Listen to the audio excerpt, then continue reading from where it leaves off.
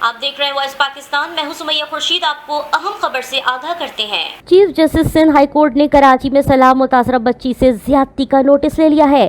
Chief justice Sindh high court Ahmed Ali M Sheikh نے Clifton میں سیلاب سے متاثرہ بچی سے اجتماعی زیادتی کا نوٹس لیتے ہوئے رپورٹ پیش کرنے کا حکم جاری کیا ہے۔ رجسٹرار سندھ ہائی کورٹ کا کہنا ہے کہ چیف جسٹس نے واقعے کا نوٹس اخبار میں شائع ہونے والی خبر پڑھ لیا۔ Chief justice Ahmad Ali M Sheikh نے ڈی آئی جی ساؤتھ کو 27 اکتوبر کو 1 بجے ذاتی حیثیت میں طلب کر لیا۔ Chief justice Sindh high court نے ایس ایس پی انویسٹیگیشن جنوبی 1 کو بھی ذاتی حیثیت میں واقعہ تحقیقات سے متعلق رپورٹ کے ہمراہ پیش ہونے کا حکم جاری کر دیا ہے۔ یاد رہے کہ گزشتہ روز کراچی کے علاقے کلفٹن میں سیلاب سے متاثرہ بچی سے اجتماعی زیادتی کی رپورٹ سامنے آئی تھی، جس پر پولیس نے کارروائی کرتے ہوئے ایک ملزم کو کراچی اور دوسرے کو اندرون سندھ سے حراست میں لیا تھا۔